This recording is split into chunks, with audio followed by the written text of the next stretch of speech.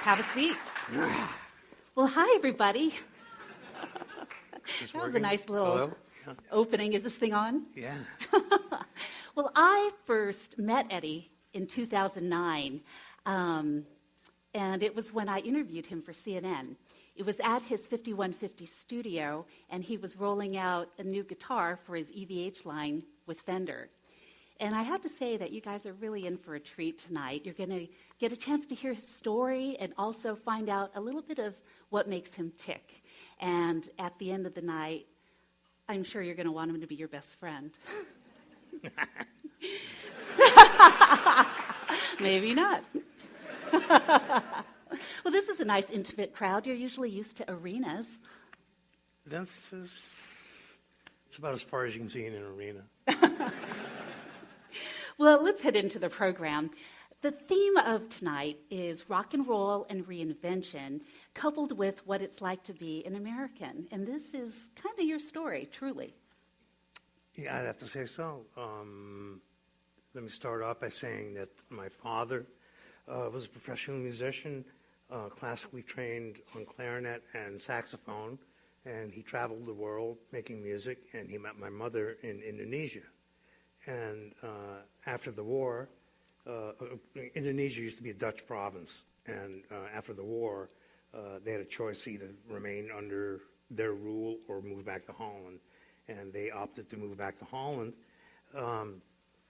where life became a little rough because my mom became a second-class citizen because she was Indonesian. So here she is stuck at home with two rugrats, Alex and I, and my father's out trying to get gigs, which kept him from home for weeks at a time. Eventually, with the big band era and everything coming kind of to a close, in order to make money to have any kind of gig at all, he joined the Air Force in Holland to pay the rent. And somewhere along the line, when he turned 42, he said to my mom, let's pack up the kids and the piano and move to Beverly. Except it wasn't Beverly Hills, that is. We came to America on a boat, 9 days on the boat, and he performed on the boat with the band, and that was our ticket over here. And one day he comes up to Alex and I, and he goes, why don't you guys play piano during the intermission? So we ended up performing also on the boat, which showed us the quirks of being a performer, or the pluses of it, because the next night we're at the captain's table eating dinner. So we found out at an early age, what being on stage meant, to a certain extent. But anyway, so when we finally arrived in Pasadena, California, it was rough. My father, a classically trained musician, had to walk 3 miles to go wash dishes. He was a janitor at Masonic Temple and Pacific Telephone. My mom was a maid. And there was always a common thread of music in our family. Ever since we were young in Holland, there somewhere my mom had a sense that we were going to follow in my father's footsteps. And knowing that in the back of her head, she insisted that we start being classically trained on piano already in Holland. That's why we brought the piano with us. But anyway, so we come to America, and my mom being a maid, and my dad being basically a janitor, and the thing just got out. It's back.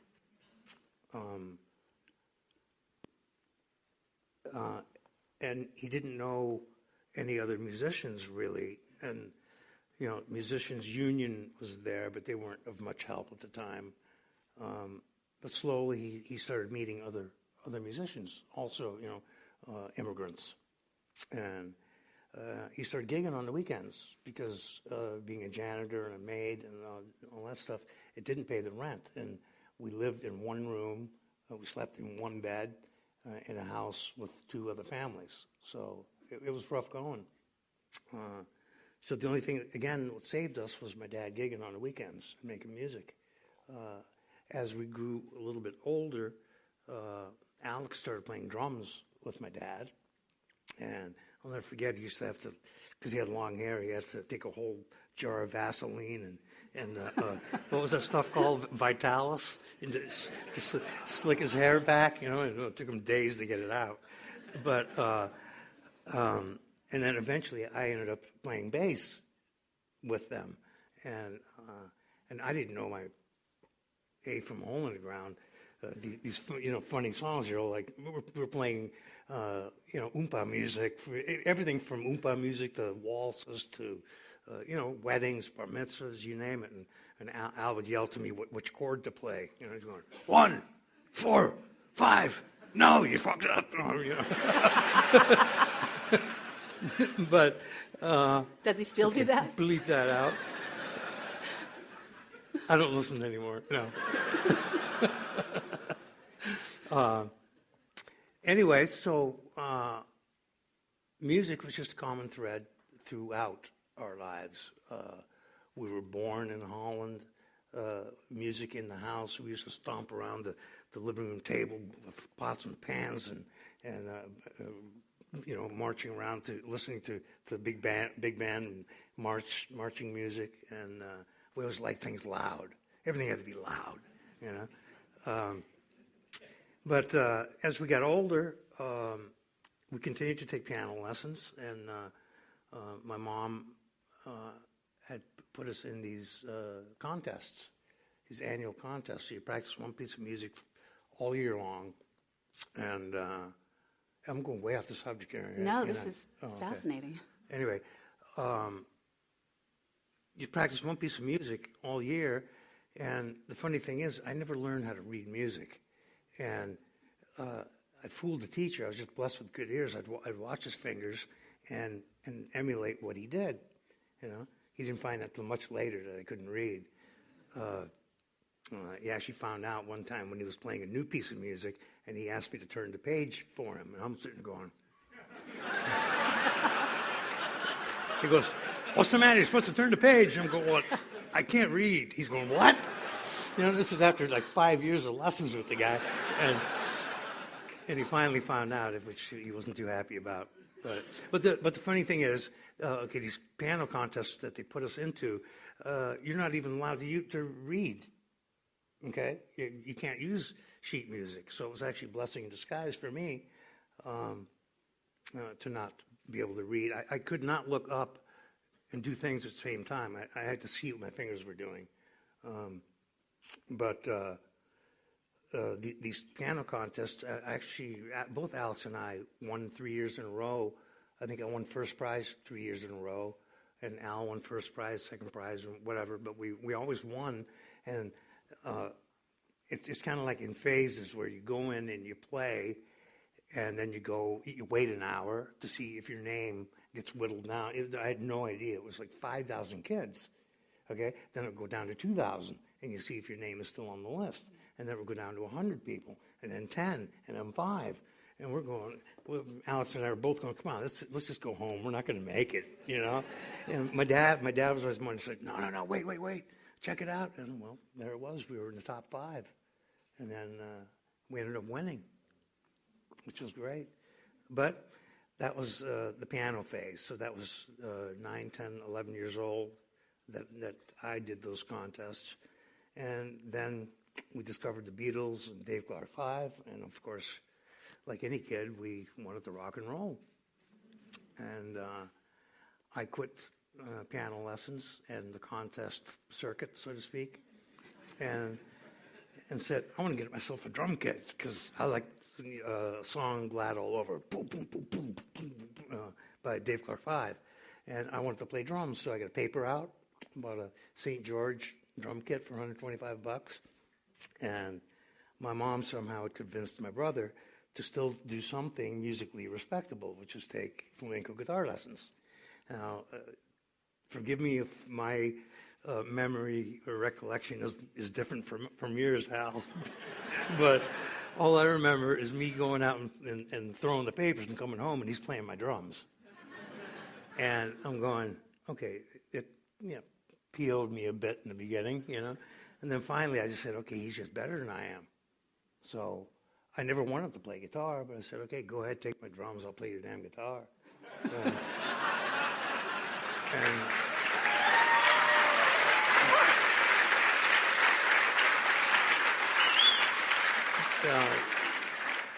the funny thing is, when I watched Alex play, he'll probably say the exact opposite, or the same thing, except to me, and that is that to watch Al play drums was like, he wasn't just keeping time, he was making music on the drums. It just came so natural to him, whereas he'll probably say the guitar was just so easy for me. And we're both right.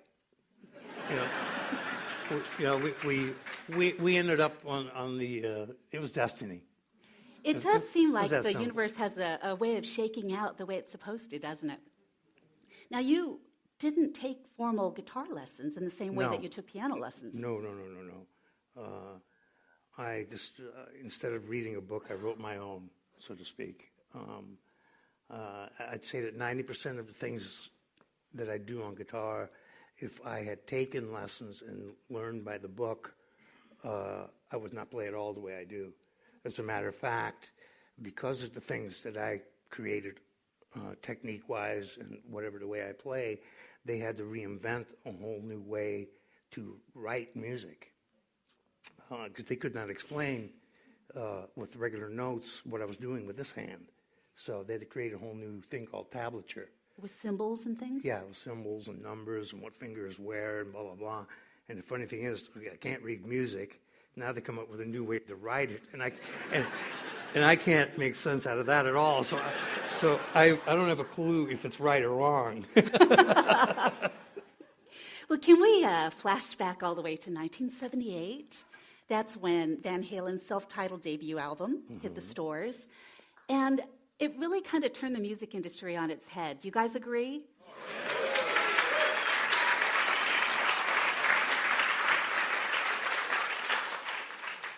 There were sounds that he was making with his guitar that nobody had ever heard before. The sounds on that record were a lot of years of experimentation and tearing apart guitars and opening up amplifiers and getting electrocuted and thrown across the, kicked around and it was a lot of. By the time the first record came out, we had worked so hard to make that record, to get to that point. Because don't forget, being a rock and roll band in 1977, 78, it's kind of what it's like today, except back then it was punk and disco that was, dominating the charts. There was no rock and roll to be heard of. So for us to succeed in that, amongst or in the middle of that, and anyway, but the sounds. Let me start by saying I was never happy. I guess what drives me to tear things apart is some of it is necessity and some of it is just experimenting, because I'm always pushing things past where they're supposed to be. It's I hate to bring up Spinal Tap, but while they're going to 11 at the time, I was already going to 15. I was already way past that. But so anyway, what I really loved about a Fender guitar was the vibrato bar, except they only came with single coil pickups, which at high volume they squeal and they're very thin sounding unless you use some kind of distortion pedal or whatever, which I could not afford. And there's the other company, Gibson, that made a Les Paul. Les Paul was a dear friend of mine also, which made humbucking pickups, which were similar to these. They canceled the hum and it has a much fatter sound. So I proceeded to find a company that made knockoff bodies and necks of Fenders, a company called Boogie Bodies. And I went out there and said, how much for a body? He goes, oh, you don't want one of those. I go, why not? The guy goes, they're seconds. I'm going, I thought he meant those are next to be made. No, what he meant was those are junk. we can't sell those because they have knots and they're damaged. I said, great, I'll take one. So I bought a $50 body and $75 neck, and I proceeded to take a chisel and a hammer and make a hole big enough for a Gibson pickup to put in there. And of course, that pickup had to come out of a guitar somewhere. So I ruined that guitar by ripping the pickup out, but I knew I was on to something. So I screwed the pickup straight into the wood, and a Stratocaster actually has 3 pickups, and so I routed out the body and crammed the humbucking pickup, and mind you, everything was unsoldered and just laying there. It had 3 knobs and 2 pickups over here, and I had 1 pickup that I wanted in there, and I go, okay, now how am I going to hook this back up? I had no clue how to hook it back up, so I wondered if it would work if I just hooked the humbucking pickup straight up to 1 knob, and it worked. So I just ripped everything out, threw it away, and made my own pick guard to cover the holes, and that's what ended up being that guitar. With all your experimentation, was there ever anything that didn't work? Like, do you have a whole graveyard full of instruments that... Yes. Yeah. Yes, I've destroyed many actual vintage guitars, taking just choice pieces out that I wanted for this and that. But so then finally, okay, then I had the guitar built, and I guess one of the most often asked questions is what prompted the paint job. That I have no answer for, except that I'm sitting there with a blank piece of wood with a guitar that sounded great and did everything I wanted, and I painted it black, and I'm going, this looks kind of boring, and there's some tape laying there, and I just started taping it up, take a razor blade, and just cut pieces out, and spray painted it white, and then took it all off, and I'm going, hey, this is kind of cool. And it was really as simple as that. There was no, I have to make a piece of art, even though it's interesting looking. And then later on, the red guitar is the same guitar as the white one. I taped over it again and spray painted it red. But and that led to a lot of people kind of copying, the graphic design. It became standard in the industry. All of a sudden, everybody was making a humbucking in a Strat style body. But there's so many other things that I did, like potting the pickup. Which, okay, if you get unwanted high squeal feedback, like if you ever watch a public speaker and you get this real annoying, I'm not talking about the good kind of feedback when you're playing. I'm talking about annoying high squeal. Now, I have no idea what prompted me to think this, but I was thinking, okay, coil windings, very thin copper wire around these plastic things with a magnet. And I'm going, maybe it's the little coil things vibrating. So I proceeded to empty one of my mom's U-Man coffee cans and went to the store and bought some paraffin wax and got a hot plate, and again proceeded to ruin many pickups because I forgot that the pickup bobbins, the black and white part that you see there, that they're plastic. So, and I didn't know what temperature to dip them at, so I melted a lot of pickups, and then I figured, okay, I'll just hold on to it, and as soon as I see an inkling of shrivel, I'm going to yank it out, and it worked. And people still use that technique. That became a standard in the business now, too. Every company does that. It's like all this stuff that comes out of your mad scientist brain. Or is given to me from somewhere, I don't know. Say the crossing a Gibson with a Fender was a conscious, out of necessity, because there was no guitar on the market that did what I wanted. So that was a necessity. The paint job was not a necessity. Potting the pickup, I have no idea what made me think that. So then I had a guitar, and I used to work at a music store delivering pianos and organs, and one day a Marshall amp comes in. And I've only seen pictures of these things, Only Eric Clapton, gods play these, not kids on the street. And I said, I got to have that amp. So I worked all summer to buy that amp, and we were already too loud, as it were. Okay? I'm sure your neighbors loved you. Now I have a 100-watt Marshall that was so damn loud that I did everything from face it backwards to leave it face down, you name it. And we'd be auditioning in clubs, and, your guitarist is too psychedelic, too loud, and too much uncontrolled energy, and blah, blah, blah, blah, blah, all this stuff because I was just too damn loud, okay? I saw an ad in the paper for another Marshall head, and I'm going, well, maybe this one will be different. Well, it certainly was, because when it showed up and I plugged it in, it didn't work. But I left it on, okay? What I didn't realize was that this thing was from England, and it was 220 volts.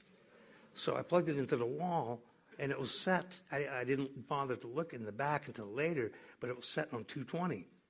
So it took a long time for it to warm up at half voltage.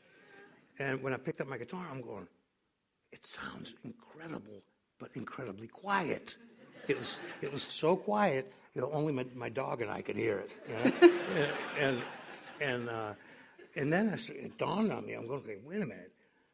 The voltage, okay, I can control the level of the amp output by voltage. So I proceeded to try to hook it onto the light dimmer at the house and blew the power out and so on and so on.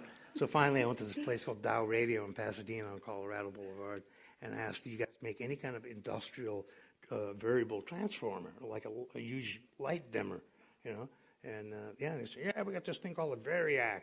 And I said, okay, cool. So I take it home and I plug the amp head into it. So, and I would lower the voltage from 110 slowly down to 100. And the lowest I ever really went was like 60. Depending on the size room you're playing, I'd set it anywhere between 60 and 100. And that became, because the only way the amp sounded good was with everything all the way up. And if it was running at 110 volts, it was just so damn loud, So that became my volume knob. Like when we used to play guitars, I'd have down to 60 volts. If we played somewhere a little bit bigger, I'd crank it to 80. And for recording, the sweet spot seemed to be 89 volts. There seems to be, though, a recurring theme in that you're always pushing. You always want to see what is beyond what everybody else is doing. More power, more volume. Yes. More is always better, right? It's like, what's the old saying Alex and I always had? If it's all you can eat for $1, give me $3 worth. But to me, it's just a natural evolution. I'm always tinkering with things. The main thing I always ask myself is, what if I do this? I wonder what will happen if I do this. And a lot of times, open up an amp and accidentally hit a capacitor and went, like Mike Tyson, kicked you in the chest. And but through trial and error, I continue to fuss around with stuff. And it also goes with your playing technique, too, because you're known for playing with both your right hand and your left hand on the fretboard. Yeah, which brings me to, I can you I can demonstrate? Well,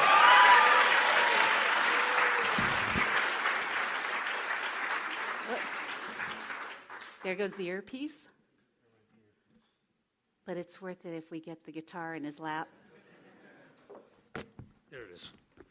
Got Maybe, it. yeah. Is it working? Yeah, good. Uh-huh. Okay, let's see if we can do that again. I didn't know this was going to be a striptease in Is it hooked onto addition. my jacket? Got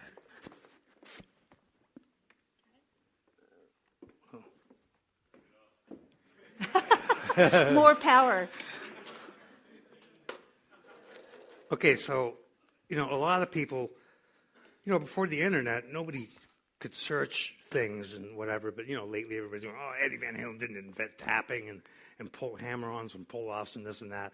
And I never claimed that I did, but I do know how and when I figured out how to do it, and on top of that, I never really heard anybody do with it what I did, which is actual pieces of music.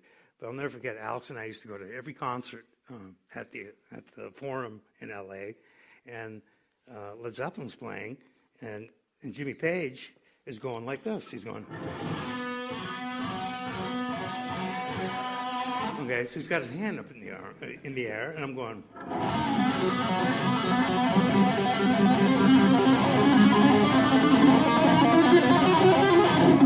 So basically, I just moved the nut. Okay, this part right here is the nut. But then, I instead of using this hand, I use this hand. So, like right now, if I go like this, you can't tell which finger I'm using. This hand or that hand. You tell me, right hand or left hand?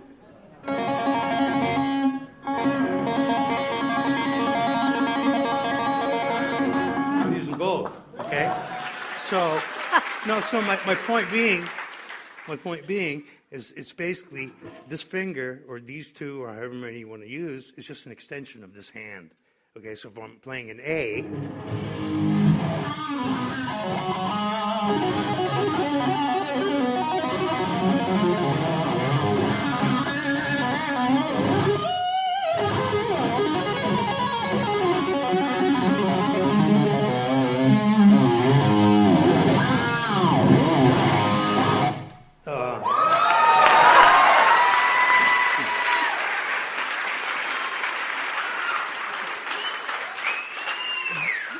then, figuring that out, then I started actually making little pieces, like Eruption.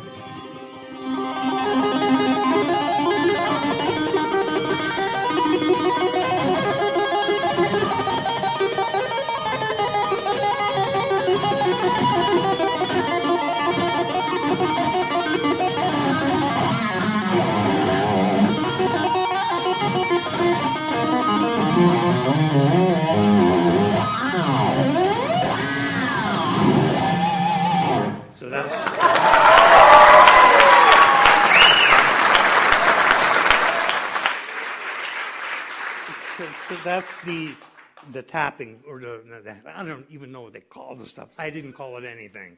It was just part of my playing. But then came stuff like the intro to a song called Mean Streets, where I'm going like this.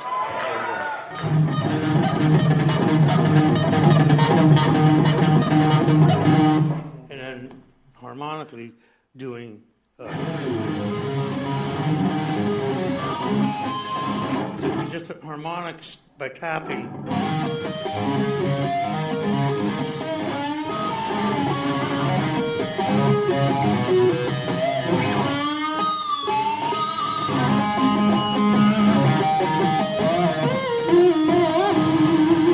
Just stuff like that.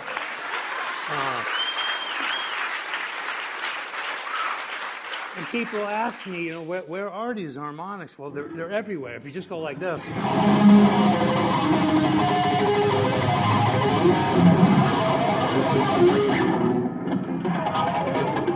can kind of hear them pinging out. They're like. And if you know where they are after a while, you can do this stuff.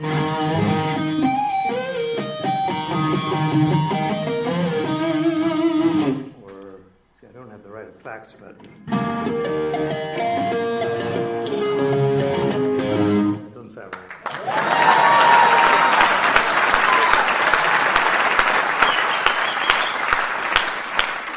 And, being the only melodic instrument in a three-piece band, actually before that, it was just basically Alex and I. So we both just filled every hole possible. If there was a hole, we filled it, and it's. But the main reason why I squeezed so many, you call them tricks, call them whatever, techniques out of a guitar, was out of necessity, because I couldn't afford the pedals. I couldn't afford a wah-wah pedal. I couldn't afford a fuzz box and all the toys that everybody else had. So I did everything I could to get sounds out of the guitar with my fingers. Kind of necessity leads to innovation. Yeah. In a lot of ways. Yeah. Who were some of your musical heroes? Well, my father, to begin with. We were surrounded by music from day one. And he lived long enough to see our success. As a guitarist, Eric Clapton was my hero because he was a straight-ahead guy, just plugged his guitar straight into an amp. And, it was very organic, so to speak. There wasn't a lot of BS in between. I liked him during Cream. After Cream, I kind of lost interest in him and basically stopped listening to music altogether. I didn't listen to much of anything after that. Why is that?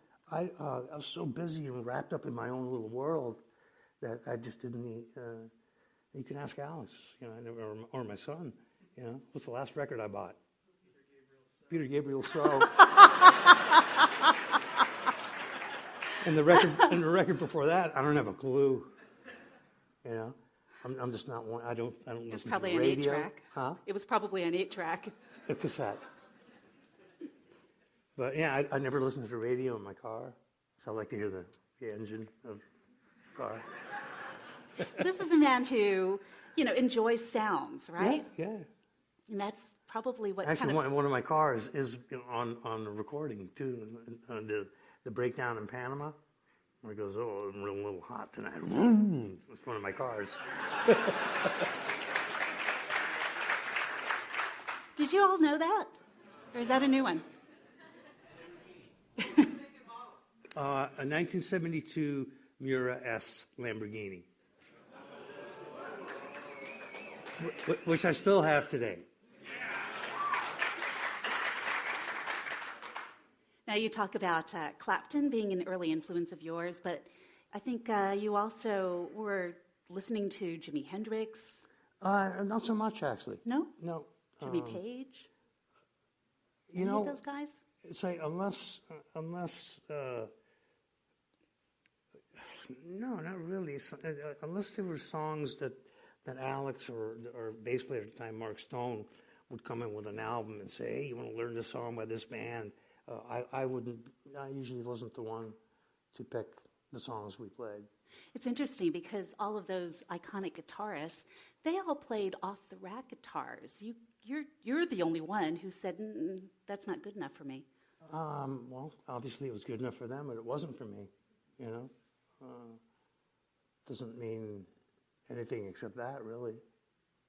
Well, the sounds that you were making and with Van Halen really kind of changing the musical landscape, it really kind of inspired a whole era of copycats. Yeah, which at first, I kind of went, at first it kind of pissed me off. Then I started thinking, oh God, what did I start? But then, my brother and my father both told me, hey, imitation is the biggest form of flattery. So I just let it go at that, Because with me, it was just the way I played, It wasn't like I was copying anyone. But I think at that time, people, all the record labels were looking for their own version of Van Halen, with a guitar god and right. Copying your hair, the way you dress, even your stage presence. I'm not a record company exec. I don't know how they think. In fact, didn't your own record label try to get a band that sounded like Van Halen too? Oh, I'm sure they did. Yeah. Well, you've had 3 different singers. Yeah. In Van Halen. Does it change the way you write music to work with these different singers? I think it's a natural progression. I don't think it definitely wasn't difficult for us because it starts with the music all the time anyway. So if anything, it was more of them having to adapt to us than us adapting to them. But I think you would think that they would have different likes and different musical capabilities as well. No, it's more like you sing this or you're not in. No, I'm kidding. I'm joking. I'm joking,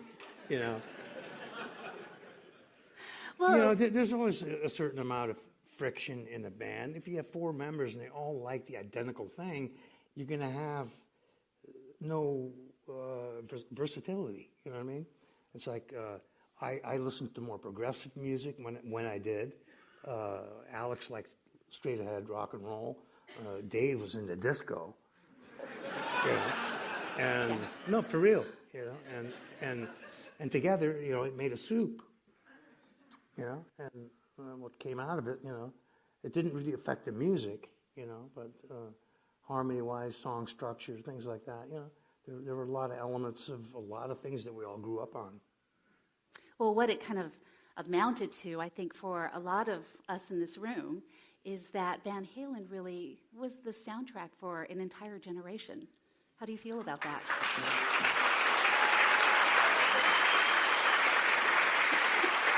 Two thumbs up.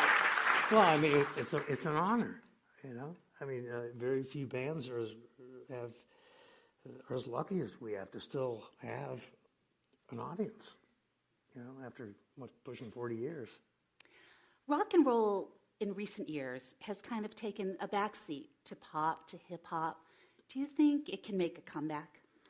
I think it has gone away, come back so many times. I would bet anything that it's coming back.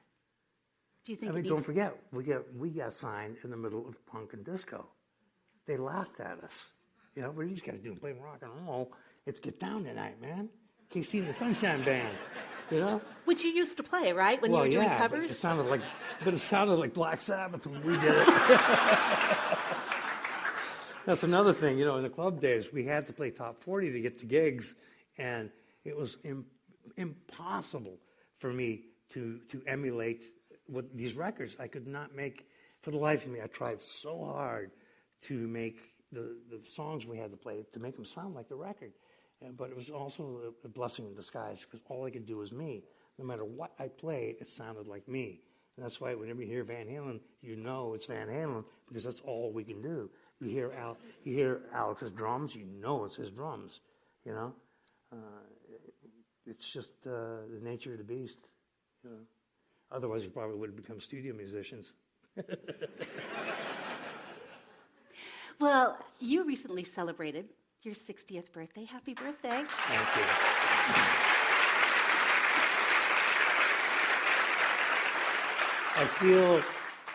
I feel like a 60-year-old punk kid who plays guitar in a rock and roll band, and I'm so blessed and so honored to be able to do that, making music with my son and my brother.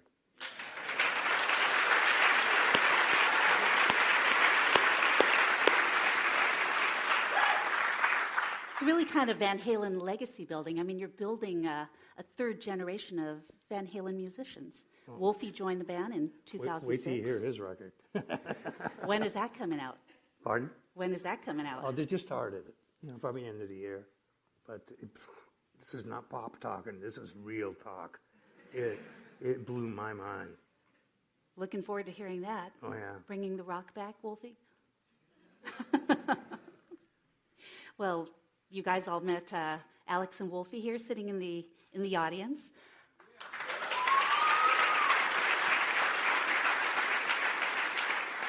What advice did your father give you that you wanted to make sure Wolfie knew? Things he always used to say to us was you can learn from everybody what to do and what not to do.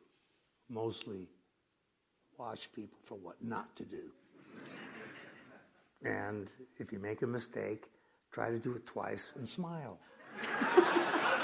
Because that way people will think you meant it.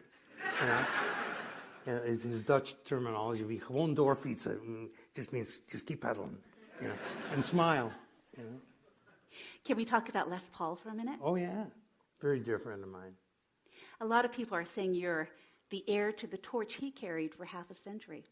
I mean, you both write, play, you both innovate.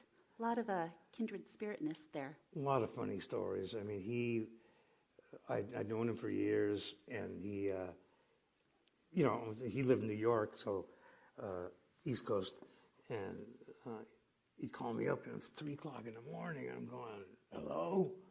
He's going, Eddie, it's Les. I'm going, all right. I'm going, oh, hi, Les. That's right, it's 3 o'clock. No. But we'd pick each other's brain, about, so what are you tinkering around with now?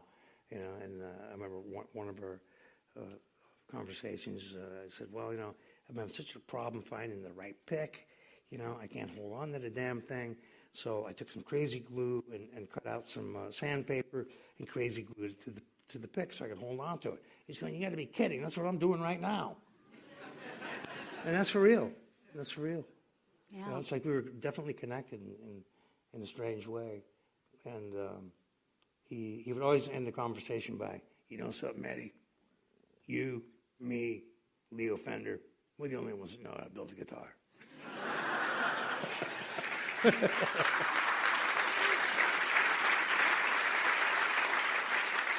He was a wonderful, wonderful man. And I'm so glad that my son had the opportunity to meet him on the 07 tour, on the 07 tour in backstage in New York. And remember, he asked me about the tapping thing, and I almost got him to do it, because he said, show me how you do that tapping stuff. And I said, okay, here. And then at the last minute, we either had to go on or something, or he backed out and said, nah, I better not, But that was a moment to capture, or a moment to remember. Do you feel as though you're living the American dream? Oh, come on. Coming here with approximately $50 and a piano, not being able to speak the language, going through everything to get to where we are. If that's not an American dream, I don't know what is.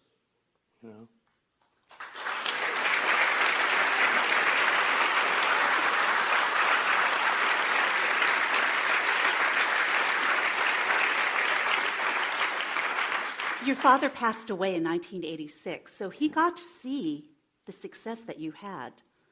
Yes, he did get to see it. He used to sit on my side of the stage next to the monitor guy, and you could just see him just boogieing and, smiling and teary-eyed smiling. He was just so happy he was crying. So yeah, he got to see the success that he didn't have. Which indirectly he did get, Well, he's the one who had the name Van Halen. Obviously, he was. Without him, we wouldn't have been. So yeah. Well, I'm sure. Oh. No, I'm sure he was incredibly proud. I mean, really, only in America is it still possible. It's all about freedom, and you put your nose and tail to it, and if you have. Anything that you want to do, I really still think that if you just don't stop, Well, those are great words to kind of think about as we leave here. But in the meantime, we have some questions from the audience. Keith, there we go. Thank you. We do have some questions from the audience. We left some time aside for all of you guys. There are 2 of us with microphones. They'll approach the people with the questions.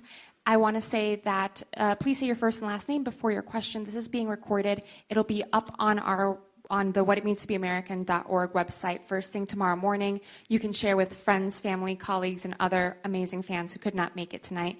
Danielle's got the first question on the left. Hello, Ed, over here. My name is John Lambden. Hey, nice shirt. Hey, great album.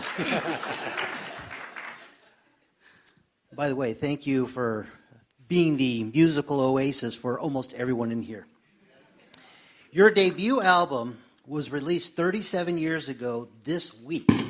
Sorry. Actually, it was 2 days ago. When you finished recording it, what was your personal feelings of how it would be received based on the musical landscape of that time? Like I said earlier, we were rock and roll was not at the forefront at all on the charts or anything. So we didn't have a clue, really. But what got us to getting a record deal is the same thing that made that record succeed, which is we just played everywhere nonstop. We were on the road for 11 months supporting that record. We did 23 gigs in 25 days in England alone. And then we came home after 11 months of touring, and Warner Brothers goes, "You owe us $3 million and a new album." And we went, "How does that work?" Anyway, I won't get into that. But the bottom line is we believed in ourselves, and we wouldn't take no for an answer. Just like when no record company wanted anything to do with us, we threw our own gigs. We played backyard parties. We printed our own flyers and went to stuffed lockers at high schools. We played everywhere. Whether you liked us or not, you definitely had heard of us, you know? And we would not let you get away without at least giving, hearing us. And slowly we built an audience of about 3,000 to 5,000 people every time we played the Pasadena Convention Center in Pasadena, obviously. And Warner Brothers eventually came to us because they said, wow, if they can do it here, they can do it anywhere. And that's how it all happened. Next question on your right. Hi, Eddie. My name is Jeff Polinsky from Buffalo, New York. You've been a huge influence on me for over 30 years, and I was just wondering how your son, Wolfgang, has influenced you and inspired you since he has started playing. Oh, man. It's like, talk about fresh blood, and I don't even know how to put that into words. It's like, I mean, for one, what father wouldn't want to play with his son, especially one who's as talented as he is? I mean, he just fit in like a glove. I mean, ask Alex. He just, I don't know. It just breathed a breath of fresh air into my life. I was actually going through a pretty rough time when he joined the band. I was still drinking at the time, and I got sober during that first tour, and I was so nervous. And every time I looked at my son, I'm going, okay, if my 16-year-old son can be kicking ass like that, I better suck it up here, you know? So look, you know, he gave me the strength to be able to do that. And here we are, you know.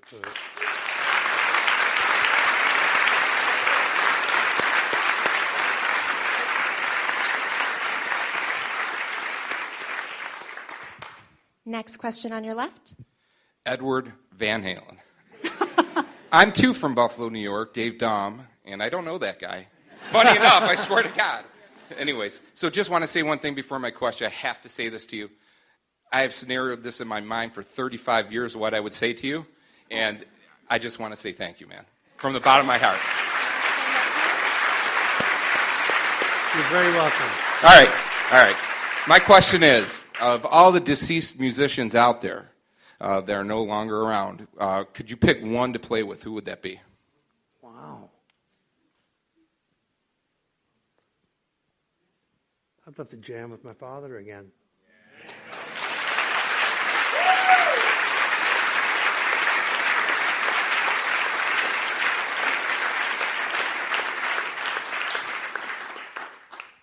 Next question to your right. Hello, my name is Cole Ratliff, and my question for you was, when you first came to America, what was your first day of school like? When you first came to America, what was your first day of school like? Oh, it was absolutely frightening. Because, you know, we already went through that in Holland, first day, first grade. Now you're in a whole country where you can't speak the language, and you know absolutely nothing about anything. And yeah, it was beyond frightening. I don't even know how to explain. But, you know, I think it made us stronger because you had to. I mean, the school that we went to was still segregated at the time, believe it or not. And since we couldn't speak the language, we were considered a minority. And my first friends in America were black. Their names were Stephen and Russell. And we became fast friends because I could outrun them. But, it was actually the white people that were the bullies. They would tear up my homework papers, make me eat playground sand and all these things, and the black kids stuck up for me. So, it's No.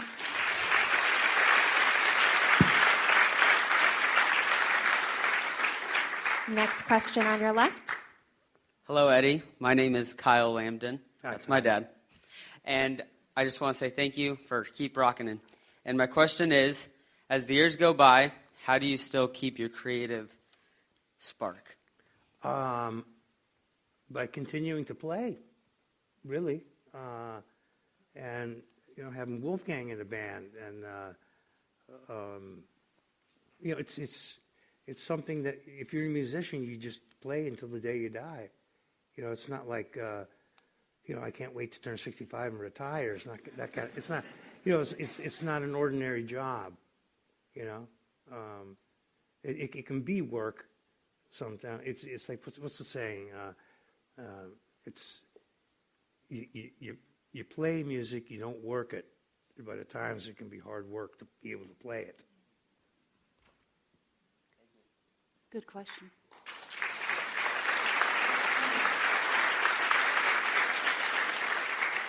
Question to your right. Hi, Eddie. Robert Drake. Hello. Hello. This question is along the lines of musical reinvention. If you were to begin your career all over again from the beginning, but with a different instrument, what instrument would you choose? I would pick drums. And the same thing would probably happen. So here we go, Groundhog's Day. No. Yeah, I would probably go for drums, and Alex would play guitar, and then we'd swap. A little bit, yeah.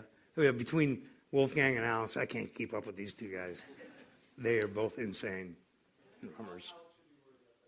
Pardon? No, they don't need to worry about anything. We have time for one more question. I want to invite all of you to join us in our reception, which will be in the lobby.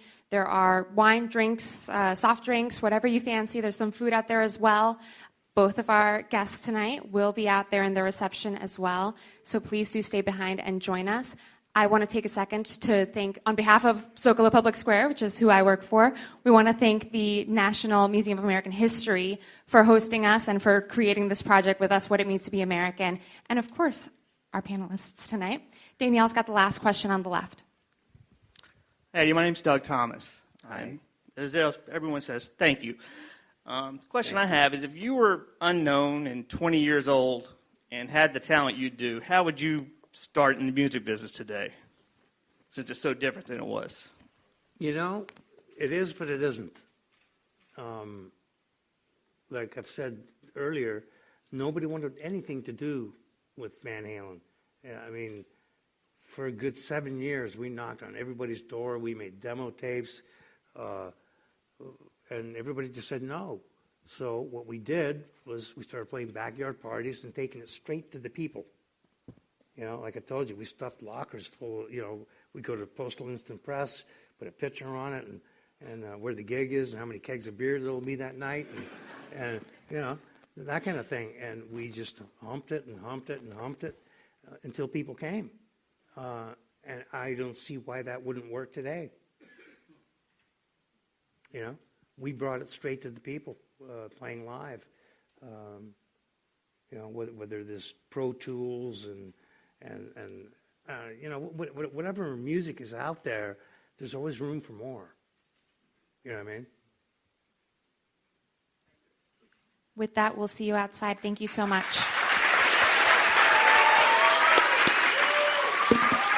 Thank you very much.